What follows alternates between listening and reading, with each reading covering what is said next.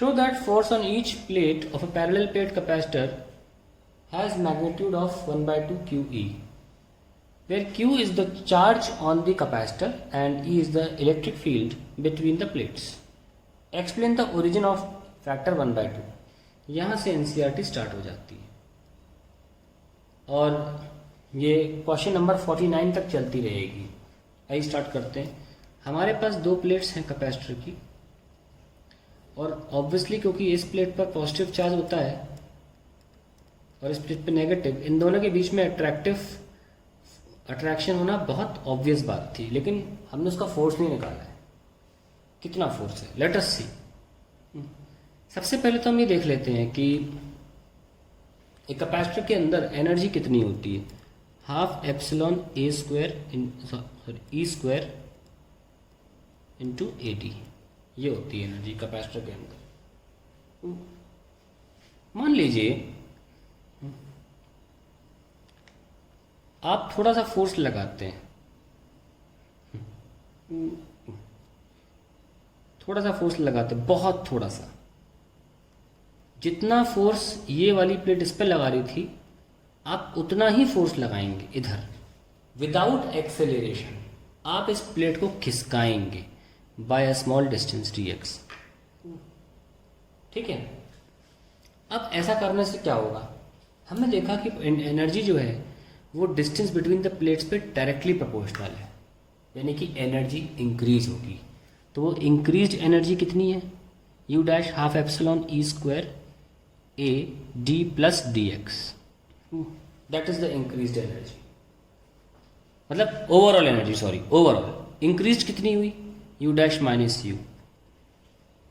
Subtract करोगे तो ये कॉमन आ जाएगा और डी प्लस डी एक्स में से डी कैंसिल हो जाएगा, तो क्या बचेगा, half epsilon E square A D plus D X minus half epsilon E square A D.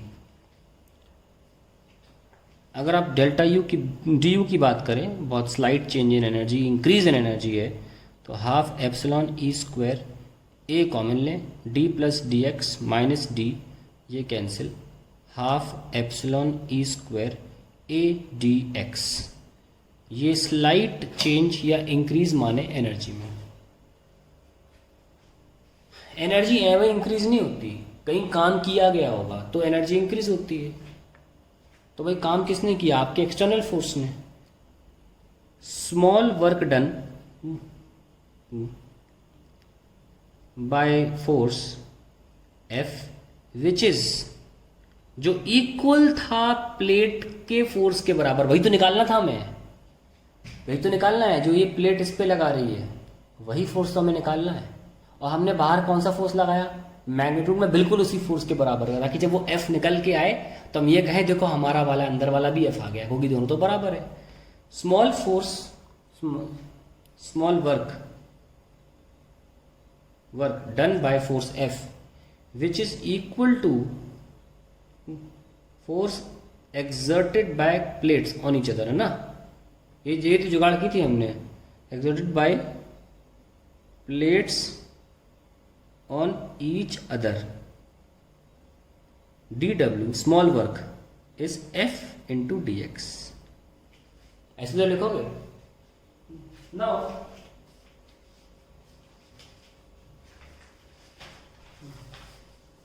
जितना तुम काम करोगे उतना एनर्जी में फिल हो जाएगा। तुमने काम कितना किया, एफ डी एक्स, एनर्जी कितनी इंक्रीज हुई, half epsilon E square into ए डी एक्स, देख सकते हैं आप, है ना। अब ये तो डी एक्स कैंसिल, लो आ गया force, half epsilon E square into ए, आ गया हमारा आंसर।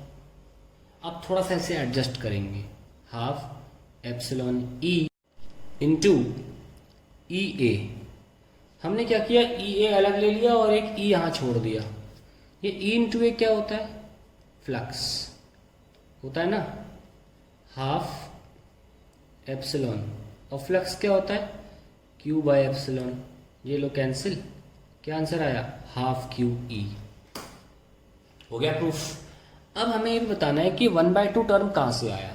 देखिए एक ये प्लेट, दो प्लेट्स हैं, इनके बीच में जो आपस में अट्रैक्टिव फोर्स है वो कितना है, QE/2 के बराबर।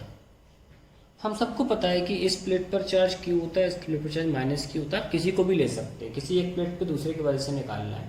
और माइनस साइन वैसे भी हम नहीं लिखाते, हम डायरेक्शन से दिखाते हैं वेक्टर्स। तो अल्टीमेटली तो आंसर यार Q/E होता है ना। हमें पता है दैट फोर्स का फॉर्मूला Q/E होता है। ये इसका मतलब होता है charge into electric field acting on the charge. मैंने आपको समझाया था कि ये कंडक्टर की सिर्फ इस तरफ, सिर्फ एक तरफ अगर चार्ज आ जाए ना, तो एक ही तरफ पे जो इलेक्ट्रिक फील्ड होगी वो E/2 होगी। कितनी होगी? E/2। प्रूफ करके भी दिखाया था मैंने, है ना। तो सही लिखा हुआ है Q/E/2। आपको पता है इतनी कहानी भी गढ़ने की जरूरत नहीं है। अगर आप बस ये साबित कर दो कि एक तरफ चार्ज आने पर इलेक्ट्रिक फील्ड E/2 होती है, तो आप डायरेक्टली लिख सकते हो इस क्वेश्चन का आंसर, डायरेक्टली लिख सकते हो QE/2। तो हमने E/2 कैसे प्रूफ किया था, दिखाते हैं।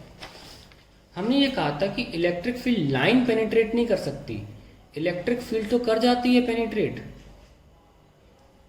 तो अगर सिर्फ यहां चार्ज है, इस प्लेट के आने की वजह से, अगर सिर्फ यहां चार्ज है, सिर्फ यही है, तो इतने से पतले से पोर्शन पे हम अगर बात करें, एक तरफ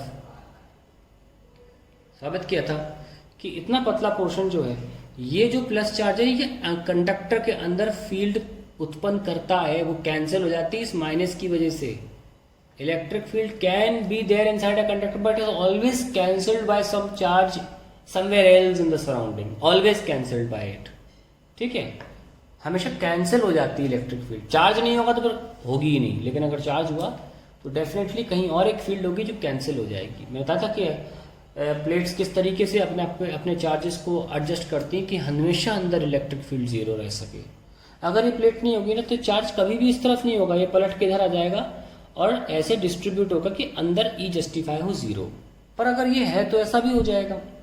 तो अगर हम सिर्फ एक बाजू की पट्टी लें, तो कंडक्टर में भी वैसे ही डेरिवेशन होगा जैसा हम शीट वाले में करते थे। इधर भी इलेक्ट्रिक फील्ड, इधर भी इलेक्ट्रिक फील्ड, और 2EA इज इक्वल्स टू यहाँ जो चार्ज फंसा पड़ा था Q/ε, जो कि हम गॉस थ्योरम लगाते थे, और फाइनली σ/2ε आ गया। आप देख सकते हैं कि एक अकेले सरफेस की वजह से फील्ड σ/2ε है, और ओवरऑल जो आती है फील्ड वो आती है σ/ε टोटल। यानी कि सिंगल प्लेट की वजह से the contribution of electric field is E/2, where E is the total field inside the capacitor. इसीलिए 2/2 ये 1/2 टर्म, ये 1/2 टर्म आ रहा है। तो लिख लेते हैं इसको, that E/2 term shows that the contribution to electric field by both plates is half of total electric field between the plates. Total electric field between the plates। देखिए NCERT में एंटर करते ही कितना बेहतरीन क्वेश्चन हमारे सामने आ जाता है। क्या ये न्यूमेरिकल है? नहीं है न्यूमेरिकल। न्यूमेरिकल तो कर लिए होते, अगर ये एक बार कराया नहीं जाए तो आप कभी नहीं कर पाओगे पेपर में। वैसे भी डेरिवेशन है NCERT का, बहुत इंपॉर्टेंट टर्म चीज़ है ये, और कंपटीशन के लिए भी एक्सप्रेशन बहुत इंपॉर्टेंट है। खैर